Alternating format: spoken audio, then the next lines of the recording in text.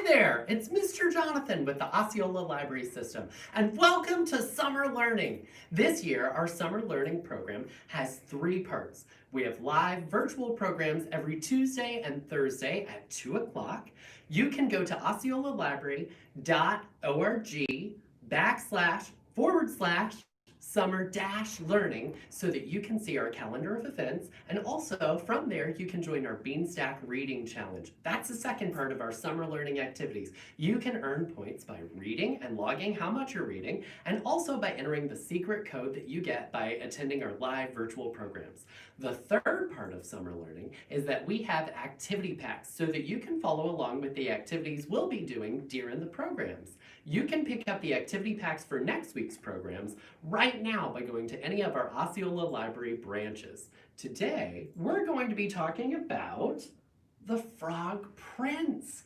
So every week, we're going to be talking about different fairy tales. The Frog Prince was actually one of the Grimm's brothers' favorite fairy tales. And the Grimm's brothers were 2 German academics who toured Europe so that they could collect fairy tales and put them in a book. Because previously, fairy tales were passed down from generation to generation verbally. And some of these would have been lost if they hadn't been compiled in a book. And we might never have heard about the Frog Prince or Rumpelstiltskin or even Cinderella. So thank goodness they did that, right? So in the original version of the Frog Prince, there was a very spoiled princess who played with a gold bejeweled ball. And she liked to play in her garden. And one day she got too close to a well, and that ball fell down. And she was so upset. What was she gonna play with now? And then she heard a voice. "I can get you your ball." "Well, please do," she said. And he said, "But you have to promise that I can live with you in the palace and you'll treat me as your beloved pet." And she said, "Yeah, sure, whatever." She would promise anything, right? So this frog hopped down the well and he got her favorite toy for her and he gave it back. Do you think she said thank you? No, she was a very spoiled princess. She ran off, totally forgetting her promise, until the frog came to the castle and told her father, the king, what she had promised. And her father said she had to make good on her promise. And he said the frog would sit next to her at dinner and she would have to watch him eating flies. And he could sleep on her pillow at night. Oh, the princess did not like this at all. She did not want to sleep with a slimy frog. And so after a week of this, she got fed up and she grabbed that frog and she threw him across the room. And when he hit the wall, he turned into a handsome prince. And he fell in love with her and they got married and lived happily ever after. So that's the original story of the Frog Prince. But today we're going to be reading The Frog Prince Continued by John Siska.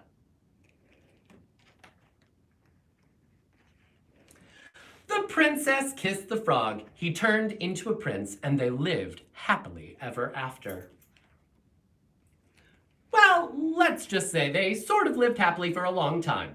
Okay, so they weren't so happy. In fact, they were miserable. "Stop sticking your tongue out like that," nagged the princess.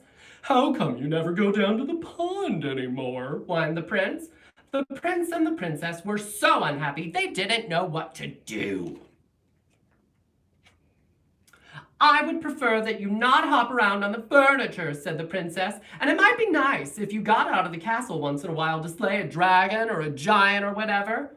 The prince didn't feel like going out and slaying anything. He felt like running away. But then he reread his book, and it said right there at the end of his story, they lived happily ever after, the end. So he stayed in the castle, and he drove the princess crazy. Then one day, the princess threw a perfectly awful fit. "First, you keep me awake all night with your horrible croaking snore, and now I find a lily pad in your pocket. I can't believe I actually kissed your slimy frog lips. Sometimes I think we would both be better off if you were still a frog." That's when the idea hit him. The prince thought, "Still a frog? Yes, that's it!" And he ran off into the forest looking for a witch who could turn him back into a frog. The prince hadn't gone far when he ran into just the person he was looking for. Miss Witch, excuse me, Miss Witch, I wonder if you could help me." "Say, you're not looking for a Princess, are you? Asks the witch. Oh no, I've already been kissed. I'm the frog prince. Actually, I was hoping you could turn me back into a frog. Are you sure you're not looking for a beautiful sleeping princess to kiss and wake up?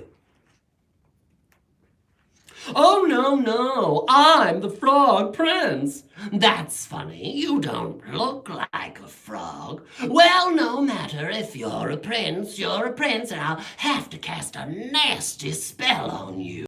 I can't have any princes waking up Sleeping Beauty before the 100 years are up. Well, the prince didn't stick around to see which nasty spell that witch had in mind. He ran deeper into the forest until he came to a tiny cottage where he saw another lady who might help him. Miss Witch, excuse me, Miss Witch, I wonder if you might help me. I'm a prince and... A prince, did you say? Oh, no, no, I'm not the prince looking for Sleeping Beauty, but yes, I'm the frog prince, and I'm looking for a member of your profession who can turn me back into a frog so I can live happily ever after.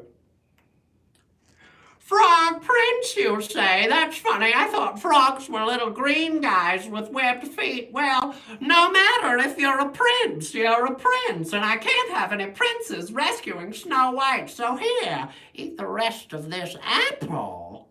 Would you eat that? That looks poisonous, doesn't it? The prince, who knew his fairy tales and knew a poisoned apple when he saw one, didn't even stay to say, no, thank you. He turned and ran deeper into the forest, and soon he came to a strange-looking house with a witch outside. Ahem! Miss Witch, excuse me, Miss Witch. I wonder if you could help me. I'm the Frog Prince. If you're a frog, I'm the king of friends, said the witch. No, I'm not a frog. I'm the Frog Prince, but I need a witch to turn me back into a frog so that I can live happily ever after. Can you do it? Said the prince in one long breath. And the witch eyed the prince and licked her rather plump lips. Why, of course, dearie. Come right in. Maybe I can fit you in for lunch. Oh my, that sounds ominous, doesn't it? The prince stepped on the slightly gummy steps. Something about this house seemed very familiar.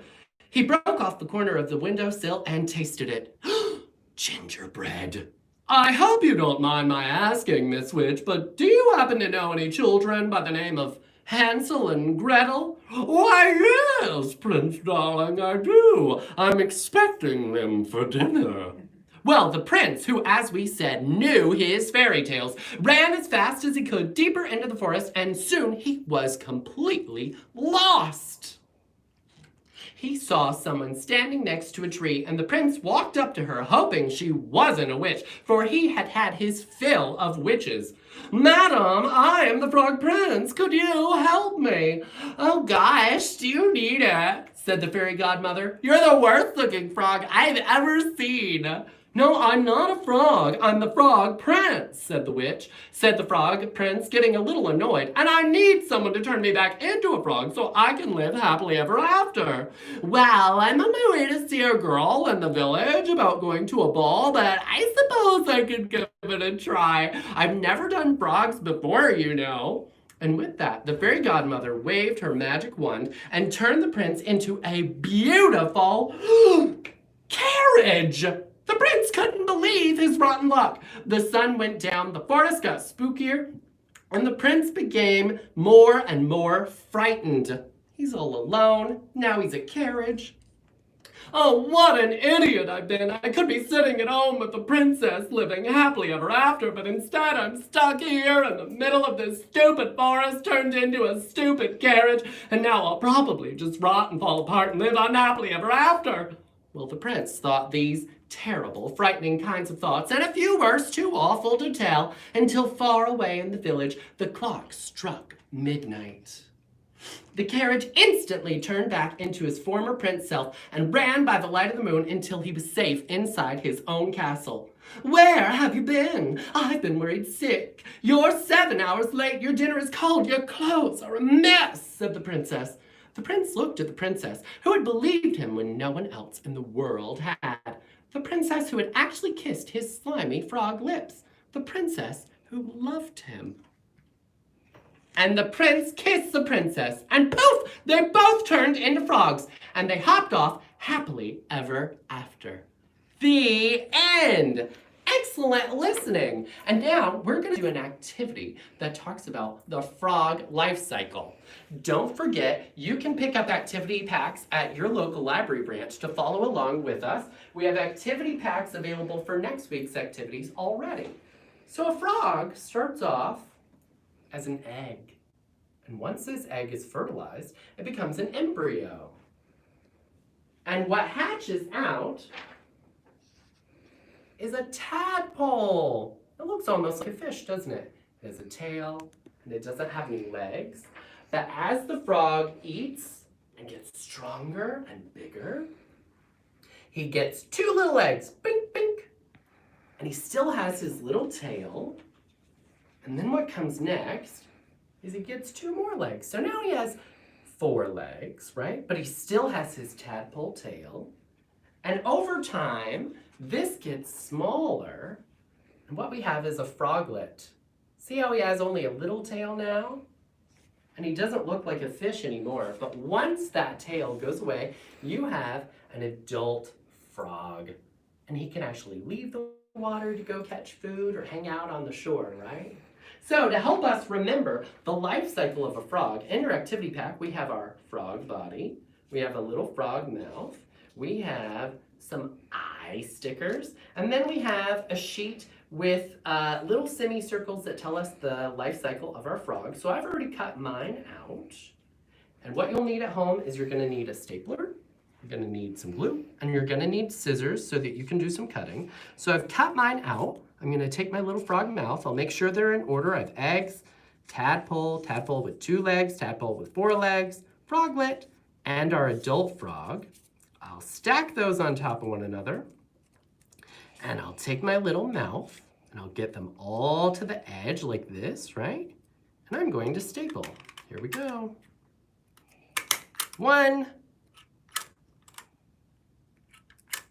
And of course we're live, so nothing works, right? 1 staple it is. So we've got our little frog body. We're gonna use some glue. Ooh. It's hard to do this upside down. I hope I get his mouth in the right place. That looks about right. So I've got my little frog mouth now, and I'll take my 2 little eyes. Ooh, it's a girl frog.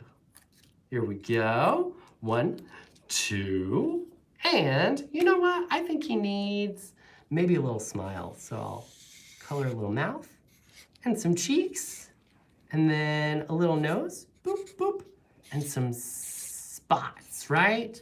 This is my little spotted frog. And so here I've got my frog, and as we open his little mouth, he can tell us what his life cycle is. Now he goes from an egg to a tadpole, and then he gets legs, and then he's a froglet, and then when his tail goes away, he's an adult frog. So you can do this with your activity pack. And if you're looking for more frog fun, tell Mom or Dad to take you outside or take you to the longest hallway in your house. And you get down on your little frog legs and tell Mom or Dad to get down on their little frog legs with you and challenge them to a jumping race and jump down the hallway and see who can get there the fastest, okay? So